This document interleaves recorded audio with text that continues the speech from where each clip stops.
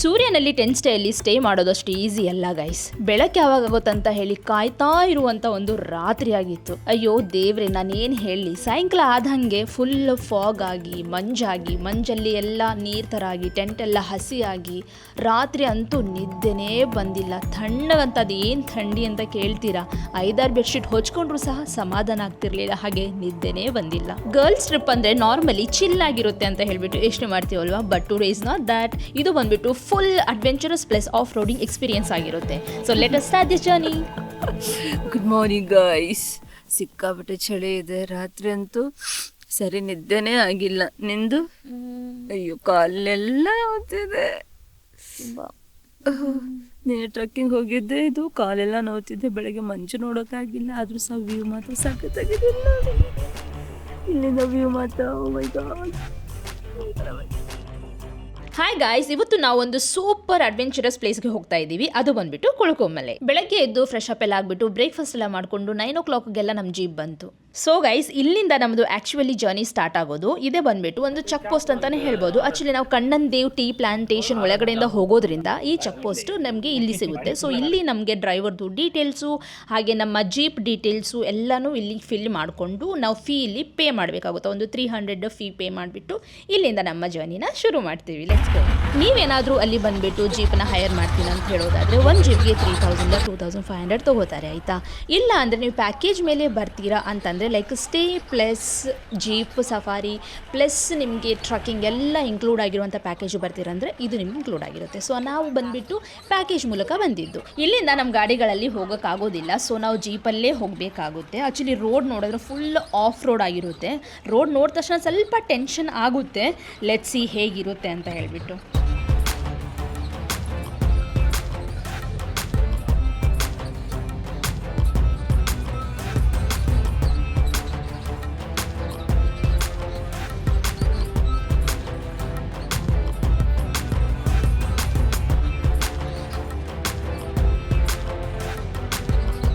Guys, just look at this view. ಮೇಲ್ಗಡೆ foggy, mountain, greenery, actually full ಆಗಿ ನೋಡೋದಾದ್ರೆ unreal ಆಗಿದೆ. ಎಲ್ಲ ಟರ್ನಲ್ಲಿ ಹೊಸ ಹೊಸ ವ್ಯೂ ಸಿಗ್ತಾನೆ ಇರುತ್ತೆ. We just feel like stopping everywhere. City life ಇಂದ ಕಂಪ್ಲೀಟ್ಲಿ ಡಿಫ್ರೆಂಟ್ ವರ್ಲ್ಡ್ ಇದು. So peaceful and refreshing.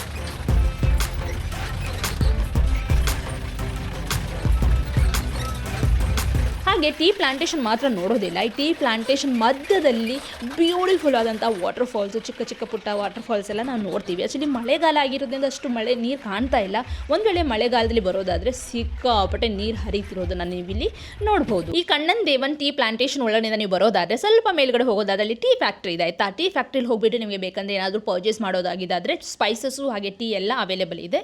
ನೀವು ಅಲ್ಲಿ ವಿಸಿಟ್ ಮಾಡಿ ನಿಮಗೆ ಬೇಕಿರೋ ಸಾಧನಗಳೆಲ್ಲ ತಗೊಂಡು ಹೋಗ್ಬೋದು. ನೀವೇನಾದರೂ ಕುಳುಕುಮಲೆಗೆ ವಿಸಿಟ್ ಮಾಡೋದಾದರೆ ಕುಳುಕುಮಲೆಯಲ್ಲಿ ನಿಮಗೆ ಸ್ಟೇ ಅವೈಲೇಬಲ್ ಇರುತ್ತೆ. ಇಲ್ಲ ಅಂದರೆ ಸೂರ್ಯನಲ್ಲಿ ತುಂಬಾ ಹತ್ತಿರ ಇರುವಂಥ ಪ್ಲೇಸ್. ಸೊ ಅಲ್ಲಿಂದ ನೀವು ಬೇಕಾದರೆ ಸ್ಟೇ ಮಾಡ್ಕೊಂಡು ಕುಳುಕುಮಲೆಗೆ ವಿಸಿಟ್ ಮಾಡ್ಬೋದು. ಆ್ಯಕ್ಚುಲಿ ಈ ನಾವೇನು ಹೋಗ್ತಾ ಇದ್ದೀವಿ ಕುಳುಕುಮಲೆ ಮೌಂಟೇನ್, ಈಗ ಸನ್ರೈಸ್ ನೋಡುವಂಥ ಸಮಯದಲ್ಲಿ ಹೋಗೋದಾದರೆ ಅಂದರೆ ಅರ್ಲಿ ಮಾರ್ನಿಂಗ್ 4-5 ಹೋಗೋದಾದರೆ that will be different level. Actually ಆ ಸಮಯದಲ್ಲಿ ಹೋದರೆ ತುಂಬ ಚೆನ್ನಾಗಿರುತ್ತೆ. ಫುಲ್ಲು ಫಾಗಿ, ತಣ್ಣಗೆ, ಹಾಗೆ ಸಿಕ್ಕಾಪಟ್ಟೆ ಮಂಜಾಗಿರುತ್ತೆ. ಆ ವೆದರ್ ಕಂಪೇರ್ ಮಾಡೋದು ತುಂಬ ಚೆನ್ನಾಗಿರುತ್ತೆ. ಆ್ಯಕ್ಚುಲಿ ನಾವು ಬಂದದ ಸಮಯದಿನ ಆಗಿದೆ ಅಂದರೆ ಫುಲ್ ಬುಕ್ಕಿಂಗ್ ಆಗಿಬಿಟ್ಟಿತ್ತು. ಸೊ ಜೀಪ್ ಅವೈಲೇಬಲ್ ಇರಲಿಲ್ಲ. ಸೊ ಅವ್ರೇನು ಮಾಡಿದ್ರಂದರೆ ಬೆಳಗ್ಗೆ ಕರ್ಕೊಂಡು ಹೋಗೋಕ್ಕಾಗಲ್ಲ, ಬೇಕಂದರೆ ಫಸ್ಟ್ ಟ್ರಿಪ್ ಹೋಗಿ ಬಂದಾದಮೇಲೆ ಕರ್ಕೊಂಡು ಹೋಗ್ತೀವಿ ಅಂತಂದರು.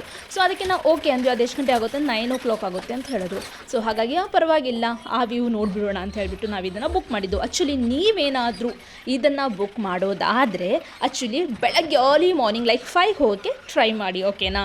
ಸೊ ಆವಾಗ ಸನ್ ಇರಲ್ಲ, ಈಗ ಸ್ವಲ್ಪ ಬಿಸಿಲಿದೆ. ಆ್ಯಕ್ಚುಲಿ ತಣ್ಣ ಗಾಳಿ ಬೀಸ್ತಾ ಇದಿಲ್ಲ ಅಂತಲ್ಲ, ಬಟ್ ಮೇಲೆ ಹೋದ್ಮೇಲೆ ಹೇಗಿರುತ್ತೆ ಅಂತ ನಂಗೆ ಗೊತ್ತಿಲ್ಲ. ಸ್ವಲ್ಪ ಬಿಸಿಲು ಇದೆ, ಹಾಗೆ ಚಳಿನೂ ಇದೆ. ಸ್ವಲ್ಪ ಅಷ್ಟಿಲ್ಲ, ಕಂಪೇರ್ ಮಾಡಿದ್ರೆ ಅಷ್ಟಿಲ್ಲ, ರಾತ್ರಿ ಅಷ್ಟಿಲ್ಲ, ಈಗ ಸ್ವಲ್ಪ ಬಿಸಿಲಿದೆ. ಓ ಮೈ ಗಾಡ್ ಗೈಸ್, ಇದು ರೋಡ್ನ ಅಥವಾ ರಾಕ್ಸ್ನ ಅಂತಲೇ ಗೊತ್ತಾಗ್ತಾ ಇಲ್ಲ. ಫುಲ್ ಬಂಪಿ ರೋಡ್, ಆಯಿತಾ. ಆ್ಯಕ್ಚುಲಿ ಎವ್ರಿ ಸೆಕೆಂಡ್ ನಾವು ಜಂಪ್ ಆಗ್ತಾನೇ ಇದ್ದೀವಿ.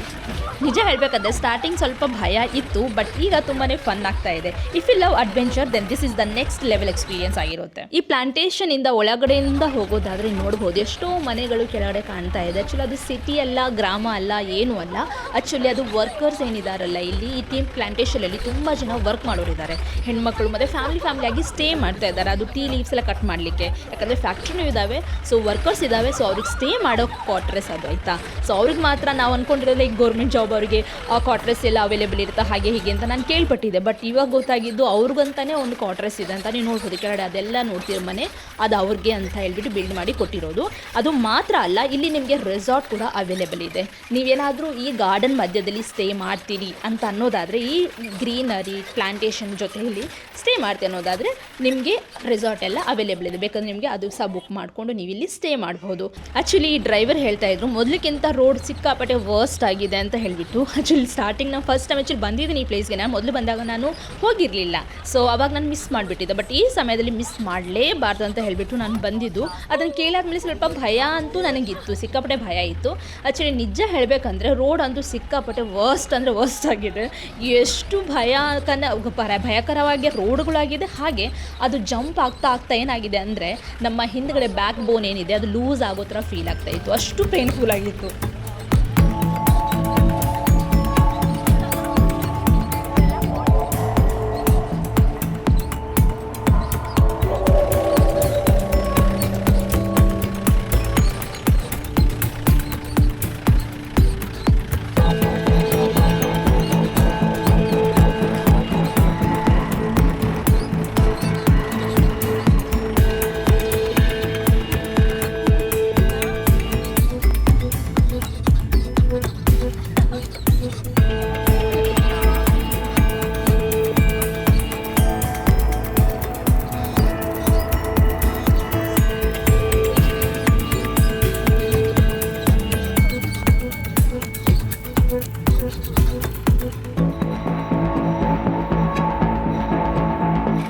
ನೋಡ್ಬೋದು ಎಷ್ಟೋ ಜೀಪ್ಗಳು ಹೋಗ್ತಿರೋದು ಈ ಸೈಡಲ್ಲೆಲ್ಲ ನೋಡ್ಬೋದು. ಆ್ಯಕ್ಚುಲಿ ನಾವು ಇಲ್ಲಿ ಕುತ್ಕೊಂಡು ಬ್ಯೂಟಿಫುಲ್ ಆದಂತಹ ವ್ಯೂನ ನೋಡಿಕೊಂಡು ಎಂಜಾಯ್ ಮಾಡುವಂಥ ಮೂಮೆಂಟ್ ಆಗಿತ್ತು. ಒಳ್ಳೆ ಸೀನರಿ ಬಂದಾಗೆಲ್ಲ ಡ್ರೈವರ್ ಎಲ್ಲ ನಮಗೆ ಸ್ಟಾಪ್ ಮಾಡಿ ಕೊಡ್ತಾರೆ. ಬೇಕಂದರೆ ನಿಮಗೆ ಫೋಟೋಸು ವೀಡಿಯೋಸ್ ಎಲ್ಲ ತೊಗೋಬೋದು. ಹಾಗೆ ನಾವು ಈ ಸ್ಟಾಪಲ್ಲಿ ನಾವು ಯಾಕೆ ಸ್ಟಾಪ್ ಮಾಡಿದ್ದೀವಿ ಅಂತ ಅನ್ನೋದಾದರೆ, ಸ್ವಲ್ಪ ಮೇಲ್ಗಡೆ ಬಂದರೆ ಇಲ್ಲಿ ಬಂದುಬಿಟ್ಟು ಜಿಪ್ ಲೈನ್ ಇದೆ, ನೀವು ಮೇಲೆ ನೋಡ್ಬೋದು.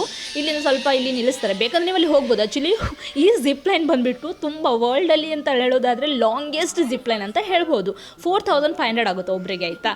ಸೊ ಅಲ್ಲಿಂದ ಈ ಟೀ ಪ್ಲಾಂಟೇಶನ್ ಮಧ್ಯದಿಂದ ಬಿಡುವಂಥ ವ್ಯೂ ಏನಿದೆಲ್ಲ ಅದು ನೆಕ್ಸ್ಟ್ ಲೆವೆಲ್ ಆಗಿರುತ್ತೆ. ನೀವೇನಾದರೂ ಟ್ರೈ ಮಾಡ್ತೀರಂದರೆ ಇಲ್ಲಿ ಬಂದುಬಿಟ್ಟು ನೀವು ಟ್ರೈ ಮಾಡ್ಬೋದು. ಡೆಫಿನೆಟಾಗಿ ಟ್ರೈ ಮಾಡಿ. ಆ್ಯಕ್ಚುಲಿ ತುಂಬ ಡಿಫ್ರೆಂಟ್ ಆಗಿರುತ್ತೆ. ಸ್ವಲ್ಪ ಕಾಸ್ಟ್ಲಿ ಆಯಿತು ಅಂತ ಹೇಳಿಬಿಟ್ಟು ನಾನು ಹೋಗಲಿಲ್ಲ.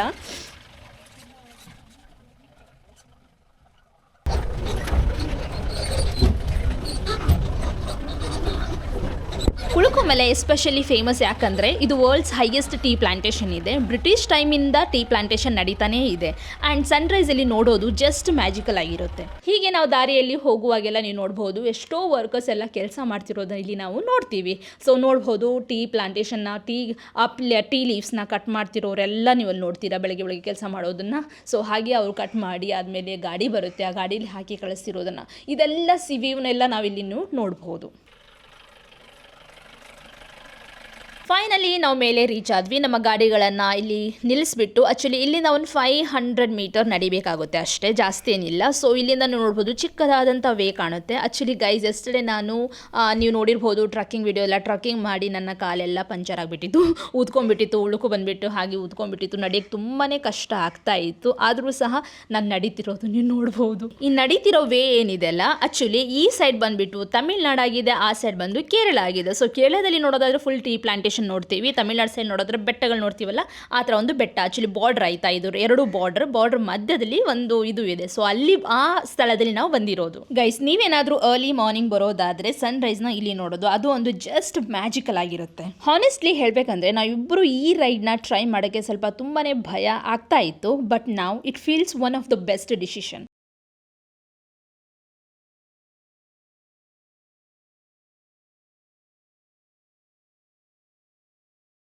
ಇದು ಬಂದುಬಿಟ್ಟು ಜಾಗ್ವರ್ ಸ್ಟ್ಯಾಚ್ಯೂ ಕಲ್ಲಿದು, ಇದೇನು ನೋಡ್ತಾ ಇದ್ದೀರಾ. ಆ್ಯಕ್ಚುಲಿ ಅರ್ಲಿ ಮಾರ್ನಿಂಗ್ ಬರೋದಾದರೆ ಆ ಜಾಗ್ವರ್ ಮುಖದಿಂದ ಬಾಯಿಯಿಂದ ಸನ್ರೈಸ್ನ ನಾವು ನೋಡ್ಬೋದು. ಸೊ ಅದು ಒಂದು ಸ್ಟ್ಯಾಚ್ಯೂ, ಆ ಥರ ಒಂದು ಸ್ಟ್ಯಾಚ್ಯೂ ಥರ ಕೊಡುತ್ತೆ. ಇದು ನೋಡ್ಬೋದು ನೀವು, ಅದೇ ಥರ ಕಾಣ್ತಿದೆ ಅಲ್ಲ. ನೀವೇನಾದರೂ ಕುಳುಕುಮಲೆ ಹೋಗೋದಾದರೆ ನಿಜ ಹೇಳ್ತೀನಿ ಅಂದರೆ ನಿಜ ಹೇಳಬೇಕಂದ್ರೆ ನೀವು ಕಳೆದು ಹೋಗ್ತೀರಾ ಗೈಸ್, ನಿಜ ಕಳೆದು ಹೋಗ್ತೀರಾ. ಅಷ್ಟು ಬ್ಯೂಟಿಫುಲ್ ಅಂದರೆ ಅಷ್ಟು ಬ್ಯೂಟಿಫುಲ್. ನಾನು ಎಂಜಾಯ್ ಮಾಡ್ತಿದ್ದದ ಮೂಮೆಂಟ್ ಏನಿದೆ ಅಲ್ಲ, ನಾನು ಮಿಸ್ ಮಾಡ್ತಿದ್ನೇನೋ ಅಂತ ಫೀಲ್ ಆಗ್ತಿತ್ತು ಅಂದಮೇಲೆ ನಾನು ಬಂದಿಲ್ಲ ಅಂದರೆ. ಅಷ್ಟು ಬ್ಯೂಟಿಫುಲ್ ಆದಂಥ ವ್ಯೂಸ್ಗೆ ಅದು ನೋಡಿದಾಗೆಲ್ಲ ಮನಸ್ಸಿಗೊಂದು ಸಮಾಧಾನ, ಅಯ್ಯೋ ಈ ಥರ ಇದೆಯಾ ಅನ್ನೋ ಒಂದು ಶಾಕಿಂಗ್. ತುಂಬಾ ಅಂದರೆ ತುಂಬಾ ಎಂಜಾಯ್ ಮಾಡ್ತೀರಾ, ಮಿಸ್ ಮಾಡಬೇಡಿ. ಕ್ಲೌಡ್ಸ್ ಕೆಳಗಡೆ ನಾವು ಮೇಲೆ ನಿಂತಿರೋ ಅನ್ನೋ ಥರ ಫೀಲ್ ಕೊಡುತ್ತೆ, like we are above the world. ಹೇಗೆ ಅನಿಸ್ತಿದೆ ಅಂದರೆ all that off roading struggle totally worth it ಅಂತ ಅನಿಸ್ತಾ ಇದೆ. ಹಾನೆಸ್ಟ್ಲಿ ಈ ಟ್ರಿಪ್ ನನಗೆ ಜಸ್ಟ್ ಟ್ರಾವೆಲ್ ಅಲ್ಲ, it was an experience. If you are who loves nature plus adventurous and thrill, Kolukkumalai should be in your bucket list. ಹಾಗೆ ಮೇಲ್ಗಡೆ ಸ್ವಲ್ಪ ಹೊತ್ತು ನಮ್ಮ ಟೈಮ್ನ ಸ್ಪೆಂಡ್ ಮಾಡಿ ಬ್ಯೂಟಿಫುಲ್ ಆದಂಥ ವ್ಯೂನ ನೋಡಿ, ಸುಂದರವಾದಂತಹ